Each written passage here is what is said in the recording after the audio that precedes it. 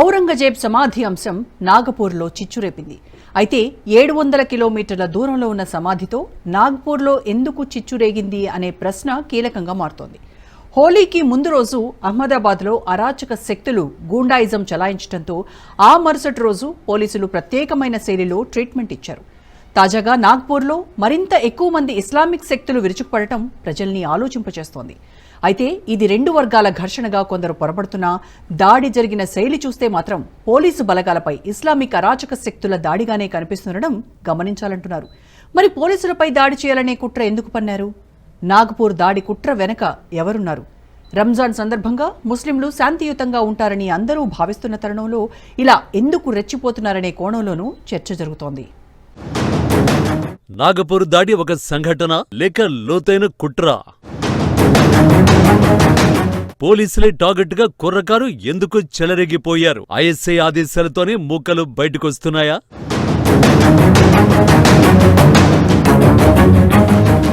మొన్న అహ్మదాబాద్, నిన్న నాగపూర్. ఇస్లామిక్ అరాచక శక్తులు రోడ్ల మీద పడి రెచ్చిపోయారు. అహ్మదాబాద్లో సామాన్య జనాన్ని భయకంపితుల్ని చేస్తే నాగపూర్లో ఏకంగా పోలీసులనే టార్గెట్ చేశారు.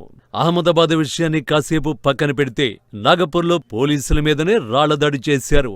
కొన్ని న్యూస్ ఏజెన్సీలు నాగపూర్లో రెండు వర్గాల మధ్య ఘర్షణ జరిగిందని చెప్పినా దాడి జరిగిన తీరుగాని పోలీసుల వర్షన్ గాని చూస్తే అది రెండు వర్గాల ఘర్షణ కాదని ఇస్లామిక్ అరాచక శక్తుల తెంపరితనమనే వాదన తెరమీదకొస్తోంది. ఇక నాగపూర్ అల్లర్లకు దారితీసిన పరిస్థితులేంటి అనేది ఓ ఇంట్రెస్టింగ్ పాయింట్. కొద్ది రోజులుగా సంభాజీనగర్లో ఉన్న ఔరంగజేబు సమాధిని పెకిలించి వేయాలనే డిమాండ్ హిందూ సంఘాల నుంచి, బీజేపీ నాయకులు, కార్యకర్తల నుంచి బలంగా వినిపిస్తోంది. అబు అజ్మీ ఔరంగజేబును పొగిడిన తర్వాత ఆ అంశాన్ని మహారాష్ట్ర సర్కార్ ప్రతిష్టాత్మకంగా తీసుకుంది. అబు అజ్మీని శాసనసభ సెషన్ నుంచి సస్పెండ్ చేసింది. ఆయన సస్పెన్షన్ తర్వాత హిందూ సంఘాల నాయకుల దృష్టి ఔరంగజేబు సమాధి మీదకి మళ్లింది. దేశద్రోహి, హిందూ ద్రోహి సంభాజీ మహారాజును ముప్పతిప్పలు పెట్టిన ఔరంగజేబు సమాధిని ప్రభుత్వ ఖర్చులతో నిర్వహించడం, ఏఎస్ఐ రక్షణ కల్పించడం వంటి అంశాలు చర్చకు దారితీశాయి. ముఖ్యమంత్రి ఫడ్నవీస్ తో పాటు ఉప ముఖ్యమంత్రి ఏకనాథ్ షిండే కూడా హిందూ సంఘాల నాయకులతో గొంతు కలిపారు. ఔరంగజేబును కీర్తించిన వారికి మహారాష్ట్రలో చోటు లేదన్నారు. అలాంటి వారి విషయంలో మరాఠా ప్రజలే నిర్ణయం తీసుకుంటారంటూ కాస్త తీవ్రమైన వ్యాఖ్యలే చేశారు. అటు హిందూ ఫైర్ బ్రాండ్ నాయకుడిగా పేరున్న రాజత్ సింగ్ కూడా ఔరంగజేబు సమాధి మీద కార్ సేవ చేసేవారికి తన మద్దతు ఉంటుందని ప్రకటించారు. అటు మధురలోని శ్రీకృష్ణ జన్మభూమి సంఘర్ష సంస్థ ఔరంగజేబు సమాధి మీద బుల్డోజర్ నడిపించిన వారికి 21 లక్షల రివార్డు ప్రకటించడం విశేషం. मुगल शासक औरंगजेब ने हमारे हिंदुओं के बड़े बड़े मंदिरों को तोड़ा, हमारे बहन बेटियों पर अत्याचार किए, हमारे मराठाओं पर उसने निर्दयतापूर्वक इतने अत्याचार किए कि फिल्म में देखने के बाद आंसू आ गए। ऐसे अत्याचारी मुगल शासक की कब्र हिंदुस्तान में क्या कर रही है? ऐसी कब्र पर बुलडोजर चलना चाहिए। और मैं तो कहता हूं कि जो भी हिंदू वीर योद्धा उस मुगल शासक औरंगजेब की कब्र पर बुलडोजर चलाएगा उसको श्रीकृष्ण जन्मभूमि संघर्ष यार्ड की तरफ से 21 लाख रुपए का इनाम दिया जाएगा। ఔరంగజేబు సమాధి విషయంలో ప్రజల నుంచి, నాయకుల నుంచి ప్రకటనలు వస్తున్నా ముఖ్యమంత్రి దేవేంద్ర ఫడ్నవీస్ మాత్రం ఆ అంశంపై ఏం చేయాలో ప్రభుత్వమే ఆలోచించి నిర్ణయిస్తుందని సంయమనం పాటిస్తూ ప్రకటించారు. మరోవైపు ప్రభుత్వం ఆధ్వర్యంలోనే ఔరంగజేబు సమాధికి భద్రత పెంచారు. సందర్శకులు రాకుండా కట్టడి చేశారు.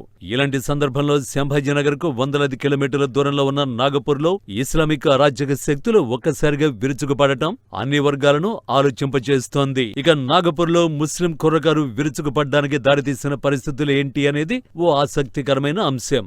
ఔరంగజేబు సమాధిని తొలగించాలనే డిమాండ్తో కొందరు హిందూ యువకులు ఔరంగజేబు దిష్టిబొమ్మను కాల్చేశారు. ఇది సోషల్ మీడియాలో కూడా పెట్టారంటున్నారు. మరోవైపు ఆ దిష్టిబొమ్మ దహనంలోనే ఇస్లామిక్ గ్రంథంలోని పలు పేజీలు కూడా కాల్చారనే వదంతులు వినిపించాయంటున్నారు. అందువల్లే ముస్లిం కుర్రకారు రెచ్చిపోయి రోడ్ల మీద పడ్డారని, తమ అరాచకం ఎలా ఉంటుందో చూపించే ప్రయత్నం చేశారన్న వ్యాఖ్యలు వినిపిస్తున్నాయి. మరోవైపు పోలీసుల కథనం ప్రకారం ఇస్లామిక్ సింబల్ దహనం లాంటిదేమీ జరగలేదని, అది కేవలం ఔరంగజేబు దిష్టిబొమ్మే అని అంటున్నారు. ఇస్లామిక్ సింబల్ దహనం అనేది వారిని రెచ్చగొట్టడానికి ఎవరో చేసిన పుకార్లుగా పోలీసులు కొట్టిపారేస్తున్నారు. విజువల్స్ లోనూ ఔరంగజేబు దిష్టిబొమ్మే కనిపిస్తోంది తప్ప ముస్లింలకు పవిత్రమైన మరో అంశమేది లేదంటున్నారు. अभी बहुत विकट है, मतलब अलग ही टाइप की हो गई है यहाँ पे। एक तरफ पब्लिक है और एक तरफ प्रशासन उनसे निपटने में पूरी मतलब तैयारी में लगा हुआ है, लेकिन हमारे 2 जेसीबी जले यहाँ पे, तो जिसमें से एक को हमने कंट्रोल किया है और एक आगे जल रहा है, उसमें हम जा नहीं सकते क्योंकि वहाँ पे इतना पब्लिक है कि हमारी गाड़ी वहाँ तक पहुँच नहीं सकती। और एक जवान हमारा जख्मी हुआ, उन लोग उधर से पत्थर मार रहे हैं, हाँ, उससे जवान जख्मी हो रहा है, हमारा एक जवान जख्मी भी हुआ है। क्या नाम है उसका? कपिल पारवे, उसको सर पे लगा और पैर के ऊपर लगाया, कुछ तलवार वगैरह लेके आए लोग, इसलिए तो हम भी अपने आप को सुरक्षित महसूस नहीं कर रहे यहाँ पे। सर अब वो उसका कहना है कि राड लगी करके, मेरे को तलवार रहती तो अब पैर ही कट जाता, राड लगी बोल रहा था सर, वो है ना वो जवान यहाँ पे। దిష్టిబొమ్మ దహనాన్ని బేస్ చేసుకుని కుర్రకారు కట్టెలు తెంచుకున్న ఆవేశంతో పోలీసుల మీద విరుచుకుపడ్డారు. రాళ్లు రువ్వుతూ కనిపించారు. అటు పోలీసులు కూడా వారిని చెదరగొట్టేందుకు రాళ్లు రువ్వడం కనిపించింది. అంతేకాదు రోడ్డు మీద ఉన్న ప్రైవేట్ వెహికల్స్ 2 వీలర్ల మీద పడిపోయారు. ఇనుప రాడ్లు కర్రలతో వాటిని ధ్వంసం చేశారు. పెట్రోల్ బాంబులు ప్రయోగించారని కూడా పోలీసులు అంటున్నారు. వారి అరాచకానికి 25 బైకులు 3 కార్లు అగ్నికి ఆహుతయ్యాయి. 20 మంది ప్రజలు గాయాల పాలయ్యారు. ప్రైవేట్ ఆస్తులు షాపులు కూడా ధ్వంసమయ్యాయి. రాళ్లదాడి కేవలం పోలీసుల మీదకే అనుకుంటే పొరపాటే. సామాన్య జనం మీదికి కూడా రాళ్లు రువ్వారు. వారి ఆయుధ దాడిలో నాగపూర్ డీసీపీ నికేతన్ కదమ్కు గాయాలయ్యాయి.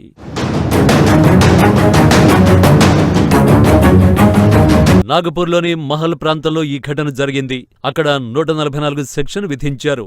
ఎవరూ బయటకు రాకుండా పోలీసులు భద్రత పెంచారు. మరోవైపు ఈ నెల 30వ తేదీన ప్రధాని మోడీ నాగపూర్లో ఉన్న ఆర్ఎస్ఎస్ ప్రధాన కార్యాలయాన్ని సందర్శించబోతున్నారు. చాలా కాలం తర్వాత మోడీ నాగపూర్ కార్యాలయానికి రావడం ఆసక్తి రేపుతోంది. ఆర్ఎస్ఎస్ చీఫ్ మోహన్ భగవత్తో మోడీ భేటీ అవుతున్నారు. ఈ సందర్భంగా పలు కీలకమైన అంశాలు పంచుకునే అవకాశం ఉందని అంచనా వేస్తున్నారు. ఈ క్రమంలో నాగపూర్లో అల్లరి ముక్కలు రెచ్చిపోవడం, పోలీసులు టార్గెట్గా దాడులు చేయటం ఆలోచింపచేస్తోందంటున్నారు నిపుణులు.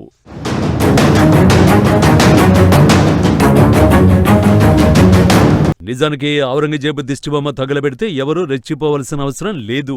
ఒక విదేశీ దురాక్రమణదారుడి దిష్టిబొమ్మను దహనం చేస్తే ఇక్కడున్న ముస్లింలు ఎందుకు హర్ట్ అవ్వాలి అనే ప్రశ్నకు ఎవరి నుంచి సరైన సమాధానం లేదు. ఇస్లామిక్ స్కాలర్లు కూడా దీనికి జవాబు చెప్పడం లేదు. ఔరంగజేబు ఎలాంటివాడో చరిత్ర పుస్తకాలు క్లారిటీగానే ఉంది. ప్రభుత్వ పక్షపాత ధోరణి వల్ల పాఠ్యపుస్తకాల్లోకి ఎక్కకపోవచ్చు. కానీ ఔరంగజేబు దుష్కృత్యాలు ఎలాంటివో అందరికీ తెలిసిందే. తన అధికారం కోసం తండ్రిని జైల్లో పెట్టించాడు. సెక్యులరిస్టు మహాపండితుడు బహుభాషావేత్త అయిన అన్నను దారుణంగా చంపేశాడు. ఆఖరికి అవసాన దశలో పక్కన ఎవరూ లేకుండా కుక్క చావు చచ్చాడు ఔరంగజేబ్. అలాంటివాడి దిష్టిబొమ్మను తగలబెడితే భారతీయ ముస్లింలు ఎందుకు రెచ్చిపోవాలని ఆత్మపరిశీలన చేసుకుంటే ఇలాంటి అల్లర్లకు ఆస్కారమే లేదంటున్నారు నిపుణులు. ఇప్పుడు దేశమంతటా విదేశీ అక్రమ చొరబాటుదారులపై కేంద్రం విరుచుకుపడుతోంది. వారిని ఎంక్వైరీ చేస్తూ ఐడెంటిఫై చేస్తున్నారు. బీజేపీ పాలిత రాష్ట్రాల్లో ముమ్మరంగా ఇది జరుగుతోంది. అటు ఢిల్లీలోనూ రోహింగ్యాలు తిష్టివేసిన ఇలాకాల నుంచి గ్రౌండ్ రిపోర్టు సేకరిస్తున్నారు. మరోవైపు వక్ఫ్ బోర్డుకు వ్యతిరేకంగా ఇస్లామిక్ సంస్థలు ఢిల్లీలోని జంతర్ మంతర్ వద్ద ఆందోళన చేస్తున్నాయి. ఆ ఆందోళనలో ఎంఐఎం చీఫ్ అసదుద్దీన్ ఓవైసీ పాల్గొంటున్నారు. ముస్లిం యువకుల్ని రెచ్చగొట్టేలా ఉపన్యాసాలు ఇస్తున్నారు. ఈ పోరాటంలో తామే గెలుస్తామని, మీరు ఓడిపోతారంటూ మోడీ సర్కార్ మీద అవాకులు చవాకులు పేలుతున్నాడు. ఇప్పటికే యూసీసీ వ్యతిరేకంగా అనేక మంది ముస్లిం సంస్థల ప్రతినిధులు రెచ్చగొట్టేలా కామెంట్లు చేశారు. అటు వక్ఫ్ను తాము అడ్డుకొని తీరుతామంటున్నారు. ముస్లింలంతా రోడ్డెక్కి కేంద్ర ప్రభుత్వ నిర్ణయాన్ని అడ్డుకుంటామంటున్నారు. ఈ క్రమంలోనే నాగపూర్ ఘటన గురించి ప్రత్యేకంగా ప్రస్తావిస్తున్నారు. అహ్మదాబాద్, నాగపూర్, ఢిల్లీలో జరుగుతున్న పరిణామాలను నిశితంగా పరిశీలిస్తున్న వారు ఈ ఘటనల వెనుక ఐఎస్ఐ హస్తం ఉంటుందని అనుమానిస్తున్నారు. పైనుంచి వచ్చే ఆదేశాలకు అనుగుణంగానే ముస్లిం యువకులు రోడ్డెక్కుతున్నారని, తమ కుటుంబాలను కూడా లెక్క చేయకుండా జిహాదు యుద్ధం కోసమే కలబడుతున్నారని పలువురు చెబుతున్నారు. ఈ విషయంలో ఇప్పటికే ఇంటెలిజెన్స్ సమాచారం కూడా కేంద్రానికి ఉందని తెలుస్తోంది. ప్రధాని మోడీ పర్యటన నాగపూర్లో ఉన్న దృష్ట్యా నాగపూర్ను స్తంభింపచేయాలనే కుట్రతోనే ఈ అటాక్ చేశారంటున్నారు.